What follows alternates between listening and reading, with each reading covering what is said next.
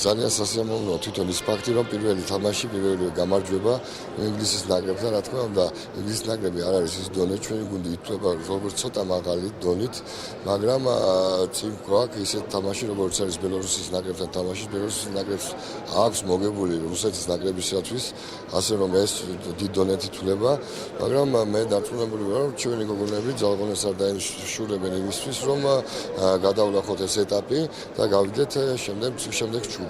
Უნებრივია რომ მატჩით მოყოფილი ვარ, შედეგით მოყოფილი ვარ. კარგად ჩაატარეს გოგონება გუნდი, ერთ-ერთი შემართებით დაიწყეს და ამ შემართებით დაამთავრეს. რაც შეეხება ბელორუსეთს თამაშს, რომელიც უნდა გაიმართოს ზეგ, ბეროტ დაძაბული მატჩი იქნება, ვფიქრობ ბელორუსია ძალიან ძლიერი გუნდი ყავს და ეს ტრადიციულად თამაშობს ევროპის ცენტრალურ ჯგუფში, ასე ვთქვათ, და ყოველწლიურად გუნდი გამოყავს, ძალიან ძლიერი გუნდი ყავს ჩამოყვანილი, ამ ტურნირზე ფავორიტად იქნება ბელორუსიის გუნდი. თუმცა ვფიქრობ, რომ ჩვენც ესე არ ვითამაშებთ, რომ რაღაც შევარცხნილ ჩვენი მაყურებელი.